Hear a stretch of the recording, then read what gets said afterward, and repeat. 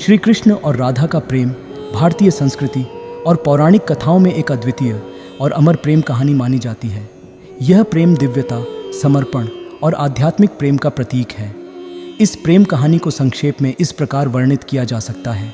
बाल्यकाल और प्रथम मिलन। श्री कृष्ण और राधा का मिलन बचपन में हुआ था।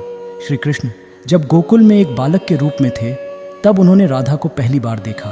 राधा, जो कि गोपियों में सबसे श्रेष्ठ मानी जाती थी, श्री कृष्ण से उम्र में बड़ी थी, लेकिन दोनों के बीच आत्मीयता का एक अनोखा संबंध स्थापित हो गया था।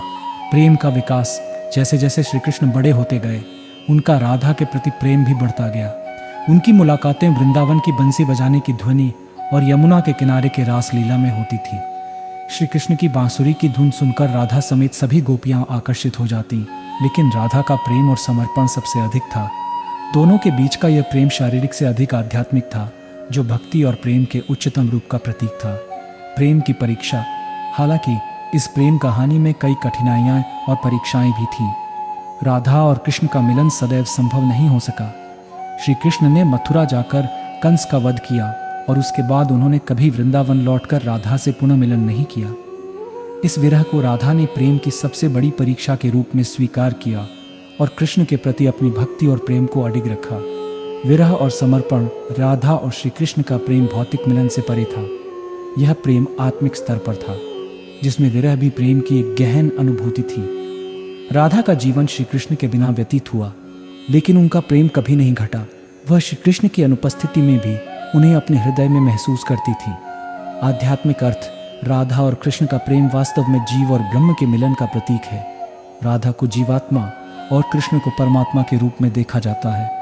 इस प्रेम में समर्पण, त्याग और आध्यात्मिक उन्नति का संदेश निहित है। अंतहीन प्रेम। श्री कृष्ण और राधा का प्रेम आज भी भक्तों के लिए प्रेरणा का स्रोत है। यह प्रेम सच्चे प्रेम और भक्ति का प्रतीक माना जाता है। भक्तगण आज भी राधा कृष्ण उनके प्रेम को अपने जीवन में आत्मसात करने की कोशिश करते हैं। राधा और कृष्ण का प्रेम हमें यह सिखाता है कि प्रेम में समर्पण और विश्वास ही सबसे महत्वपूर्ण होते हैं और यही प्रेम को अमर बनाता है।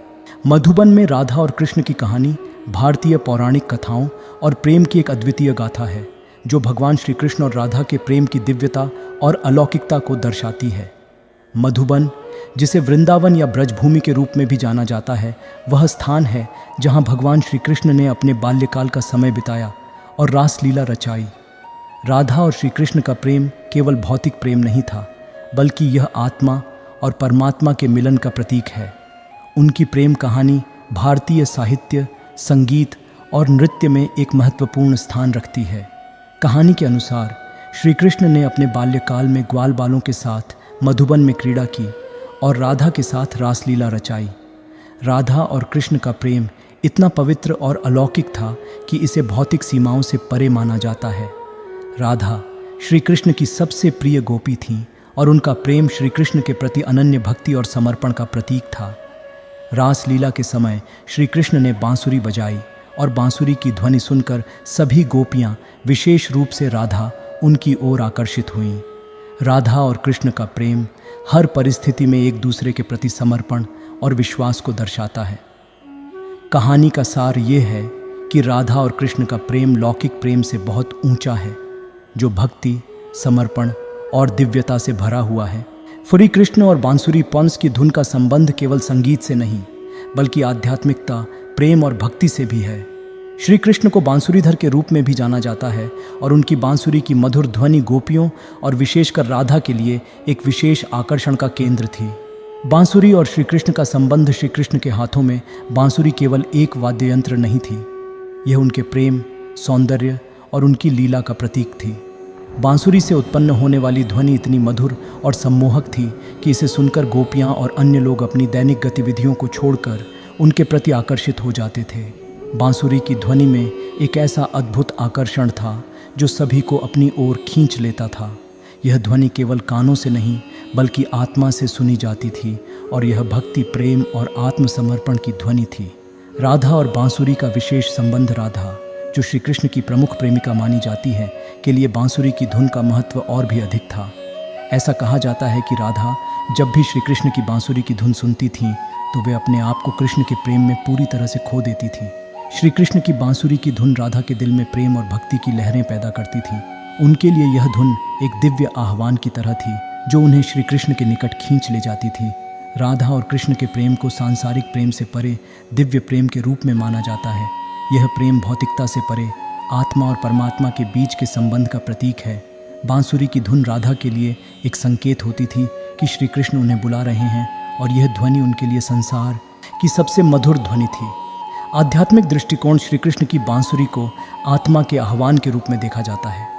जिस प्रकार बांसुरी की ध्वनि सभी को आकर्षित करती थी, उसी प्रकार भगवान भी आत्मा को अपने पास बुलाते हैं। राधा, गोपियों और अन्य भक्तों के लिए श्री कृष्ण की बांसुरी की धुन आत्मा और परमात्मा के मिलन का संकेत है। यह ध्वनि मनुष्य को सांसारिक मोह माया से दूर करती है और उसे भक्ति के मार्ग पर ले जाती है। सांस्कृतिक और धार्मिक महत्व श्री कृष्ण की बांसुरी और राधा का प्रेम भारतीय कला, संगीत और साहित्य में भी महत्वपूर्ण स्थान रखता है। बांसुरी की धुन और राधा कृष्ण के प्रेम का उल्लेख न केवल धार्मिक ग्रंथों में बल्कि शास्त्रीय संगीत, नृत्य और लोक कथाओं में भी किया गया है। यह प्रेम कहानी भारतीय संस्कृति का एक अभिन्न हिस्सा है जो सदियों से लोगों को प्रेरित करती आ रही है। संक्षेप में, श्री कृष्ण की बांसुरी की धुन और राधा के बीच का संबंध केवल प्रेम तक सीमित नहीं है, बल्कि यह आत्मा और परमात्मा के बीच के दिव्य संबंध का प्रतीक है। बांसुरी की मधुर ध्वनि में वह शक्ति है जो आत्मा को अपने परमात्मा के निकट ले जाती है और राधा के लिए यह ध्वनि प्रेम और भक्ति की सर्वोच्च अभिव्यक्ति थी